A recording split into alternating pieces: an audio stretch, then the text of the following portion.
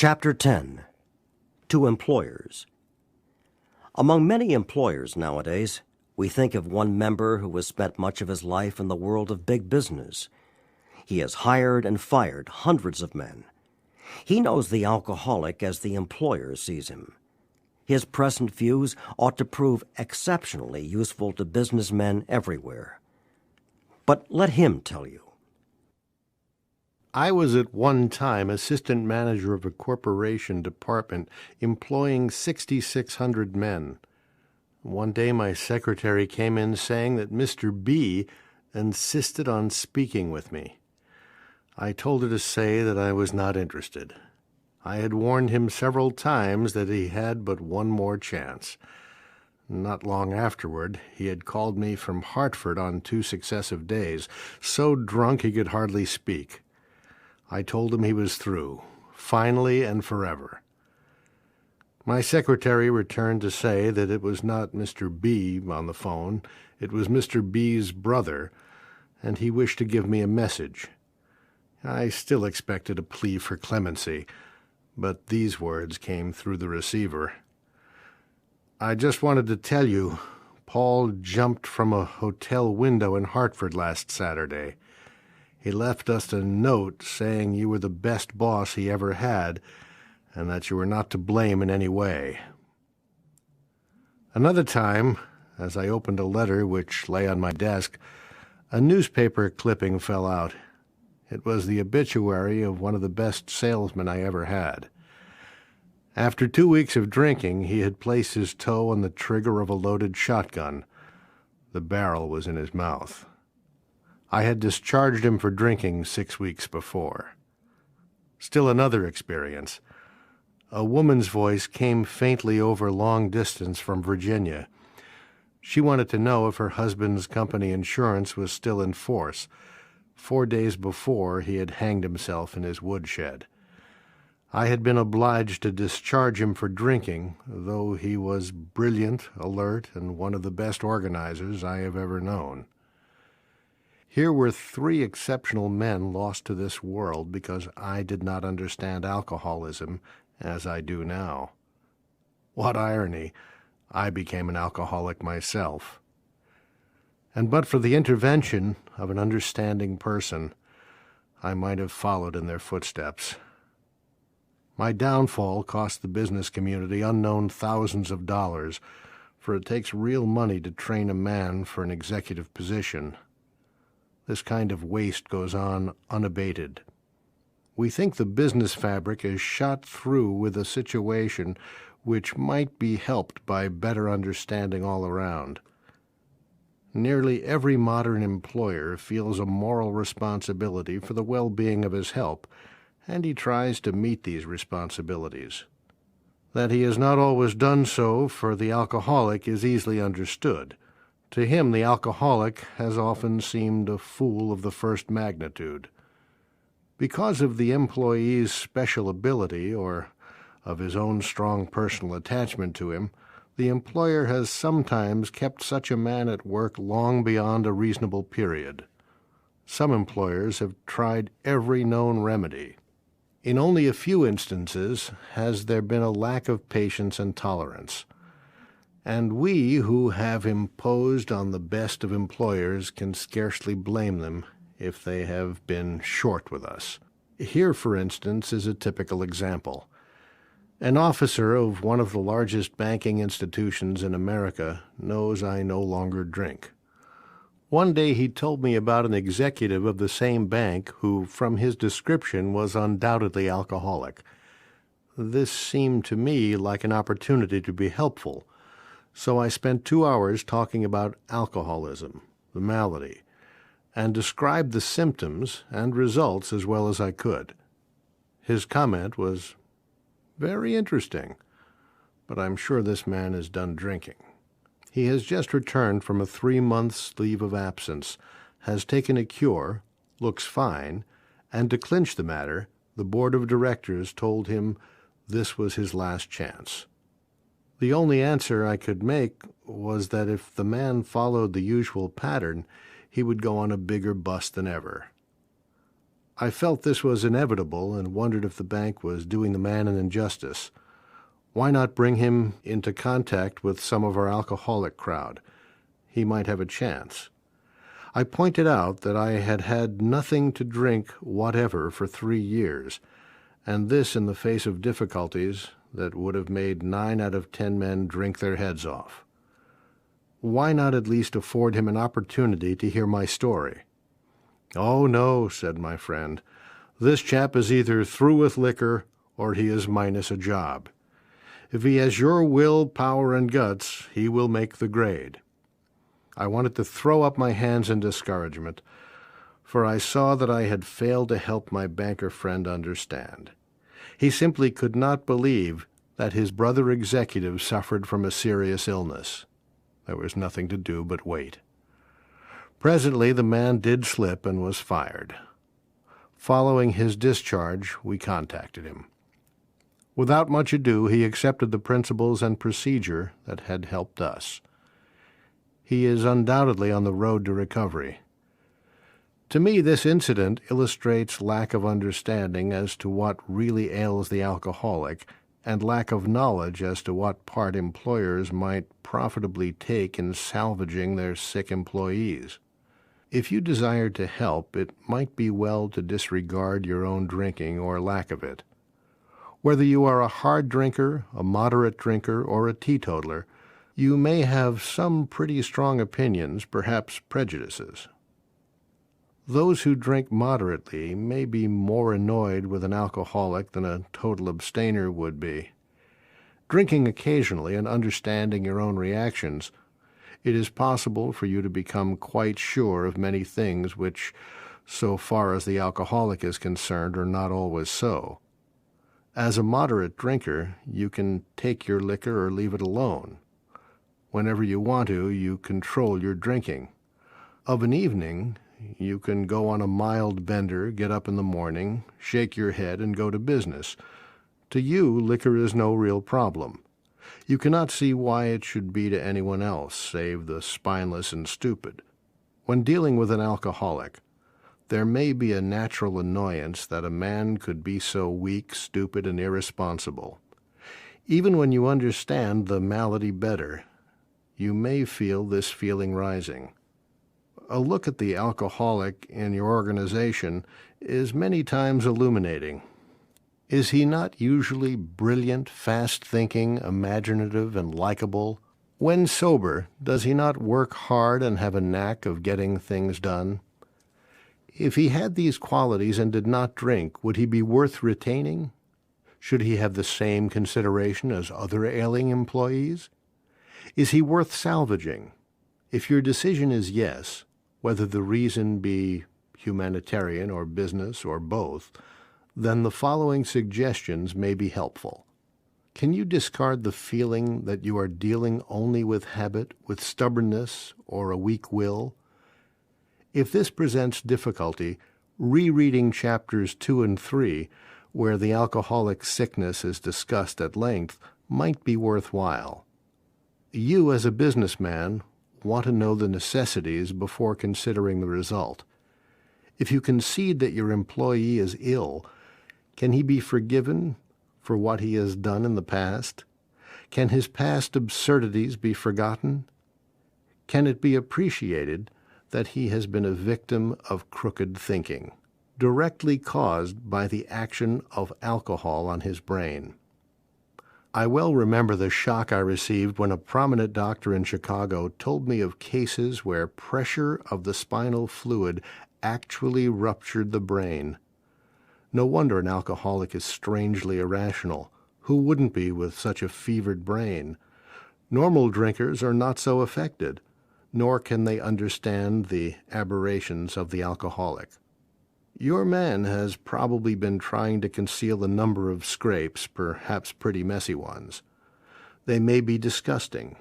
You may be at a loss to understand how such a seemingly above-board chap could be so involved.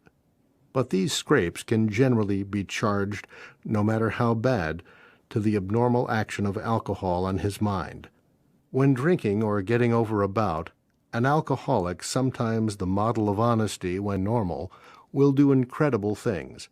Afterward, his revulsion will be terrible.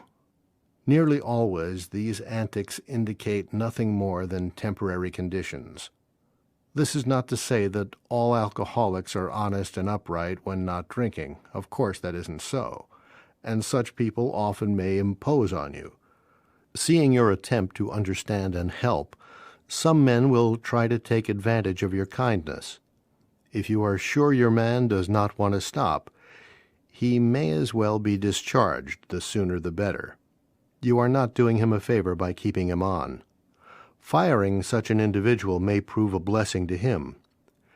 It may be just the jolt he needs.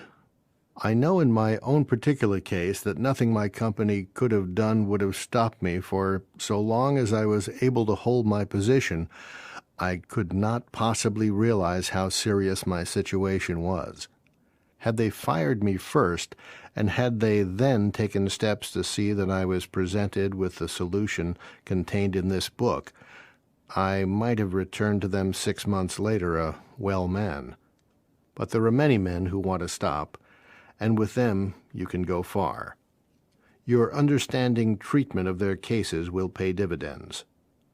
Perhaps you have such a man in mind.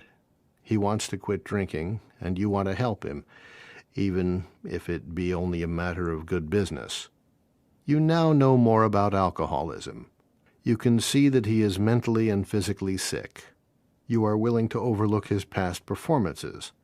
Suppose an approach is made something like this. State that you know about his drinking and that it must stop. You might say you appreciate his abilities, would like to keep him, but cannot if he continues to drink. A firm attitude at this point has helped many of us. Next, he can be assured that you do not intend to lecture, moralize, or condemn, that if this was done formerly, it was because of misunderstanding. If possible, express a lack of hard feeling toward him. At this point, it might be well to explain alcoholism, the illness. Say that you believe he is a gravely ill person with this qualification. Being perhaps fatally ill, does he want to get well? You ask because many alcoholics, being warped and drugged, do not want to quit. But does he?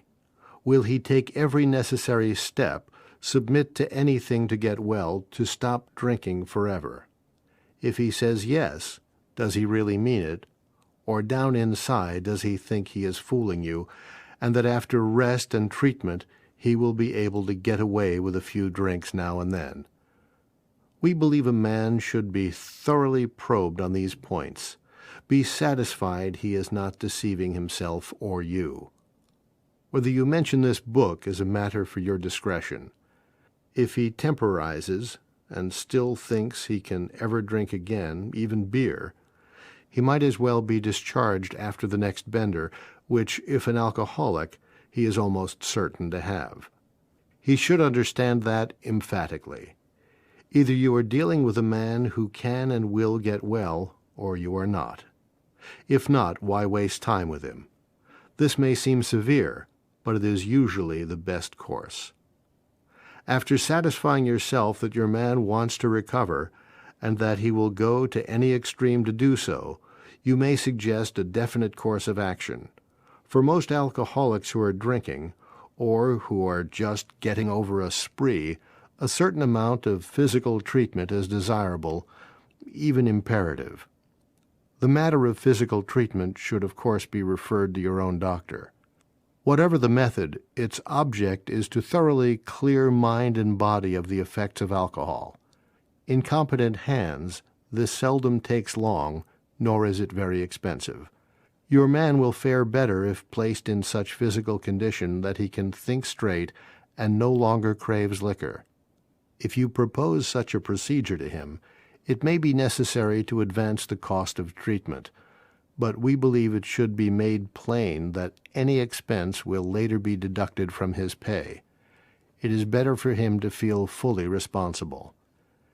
If your man accepts your offer, it should be pointed out that physical treatment is but a small part of the picture. Though you are providing him with the best possible medical attention, he should understand that he must undergo a change of heart. To get over drinking will require a transformation of thought and attitude. We all had to place recovery above everything, for without recovery, we would have lost both home and business. Can you have every confidence in his ability to recover? While on the subject of confidence, can you adopt the attitude that, so far as you are concerned, this will be a strictly personal matter, that his alcoholic derelictions, the treatment about to be undertaken, will never be discussed without his consent? It might be well to have a long chat with him on his return. To return to the subject matter of this book, it contains full suggestions by which the employee may solve his problem. To you, some of the ideas which it contains are novel. Perhaps you are not quite in sympathy with the approach we suggest. By no means do we offer it as the last word on this subject, but so far as we are concerned, it has worked with us. After all, are you not looking for results rather than methods? Whether your employee likes it or not, he will learn the grim truth about alcoholism. That won't hurt him a bit, even though he does not go for this remedy. We suggest you draw the book to the attention of the doctor who is to attend your patient during treatment. If the book is read the moment the patient is able, while acutely depressed, realization of his condition may come to him. We hope the doctor will tell the patient the truth about his condition, whatever that happens to be. When the man is presented with this volume, it is best that no one tell him he must abide by its suggestions. The man must decide for himself. You are betting, of course, that your changed attitude plus the contents of this book will turn the trick. In some cases it will, and in others it may not. But we think that if you persevere, the percentage of successes will gratify you. As our work spreads and our numbers increase, we hope your employees may be put in personal contact with some of us. Meanwhile, we are sure a great deal can be accomplished by the use of the book alone. On your employee's return, talk with him. Ask him if he thinks he has the answer, if he feels free to discuss his problems with you.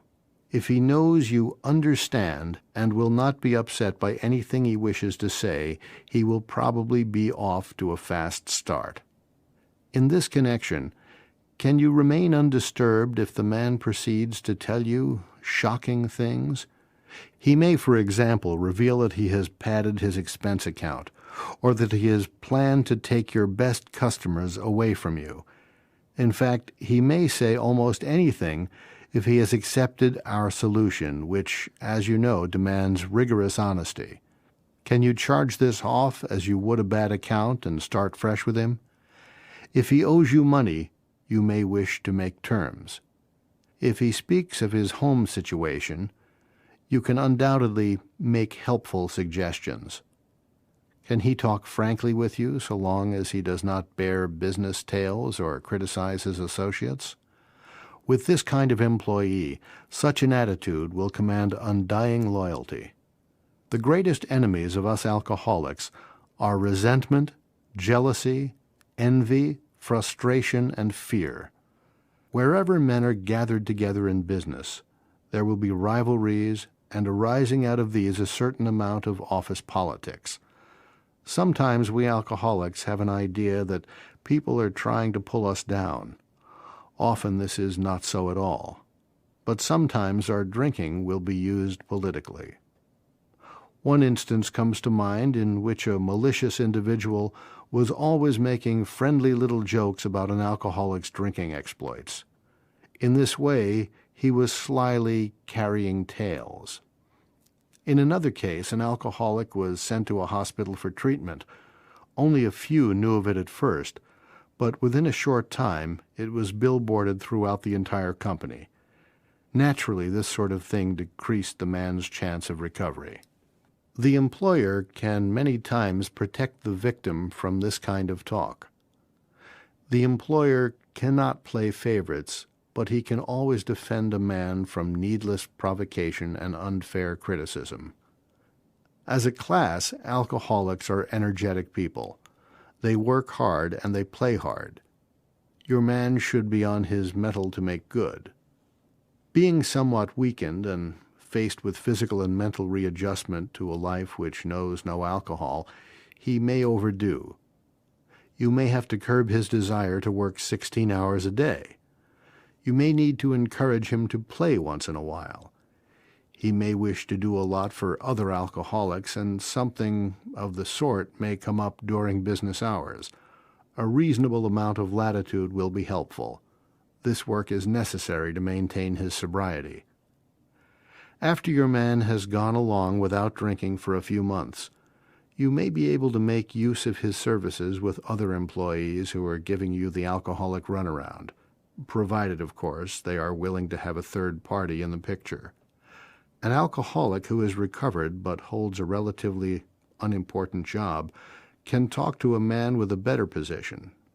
Being on a radically different basis of life, he will never take advantage of the situation. Your man may be trusted. Long experience with alcoholic excuses naturally arouses suspicion. When his wife next calls saying he is sick, you might jump to the conclusion he is drunk. If he is, and is still trying to recover, he will tell you about it even if it means the loss of his job. For he knows he must be honest if he would live at all. He will appreciate knowing you are not bothering your head about him, that you are not suspicious, nor are you trying to run his life, so he will be shielded from temptation to drink. If he is conscientiously following the program of recovery, he can go anywhere your business may call him. In case he does stumble even once, you will have to decide whether to let him go. If you are sure he doesn't mean business, there is no doubt you should discharge him.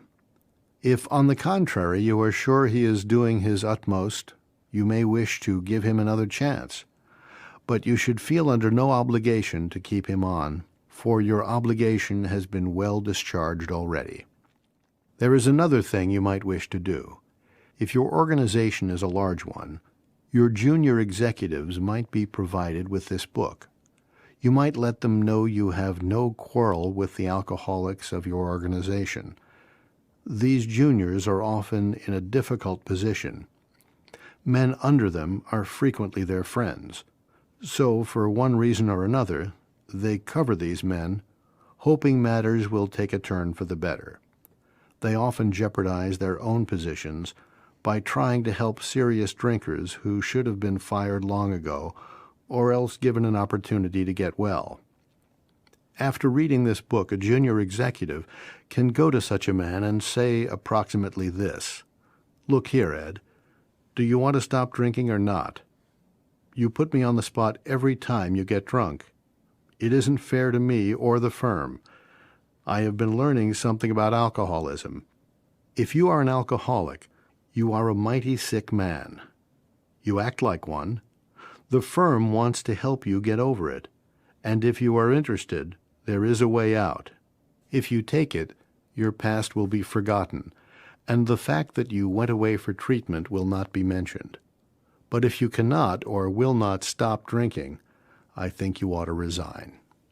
Your junior executive may not agree with the contents of our book.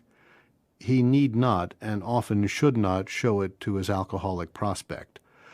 But at least he will understand the problem and will no longer be misled by ordinary promises.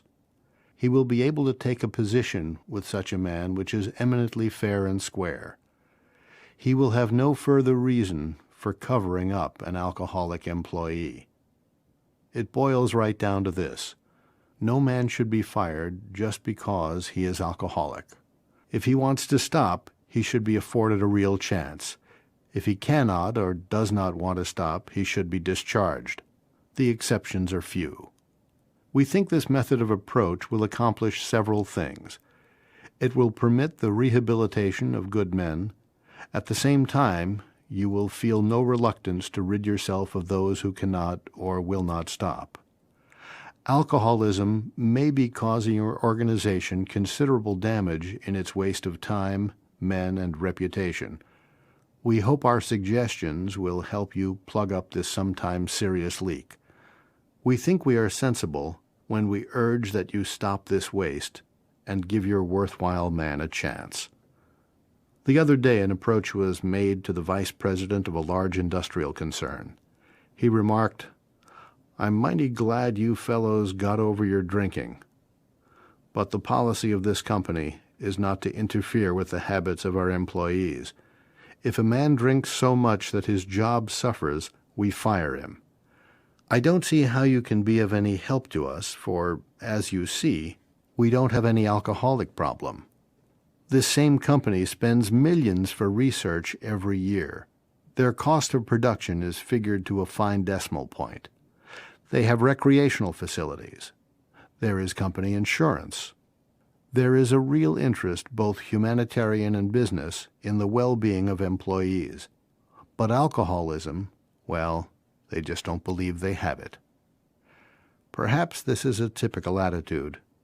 We who have collectively seen a great deal of business life, at least from the alcoholic angle, had to smile at this gentleman's sincere opinion. He might be shocked if he knew how much alcoholism is costing his organization a year. That company may harbor many actual or potential alcoholics. We believe that managers of large enterprises often have little idea how prevalent this problem is. Even if you feel your organization has no alcoholic problem, it might pay to take another look down the line. You may make some interesting discoveries. Of course, this chapter refers to alcoholics, sick people, deranged men. What our friend the vice president had in mind was the habitual or whoopee drinker. As to them, his policy is undoubtedly sound. But he did not distinguish between such people and the alcoholic.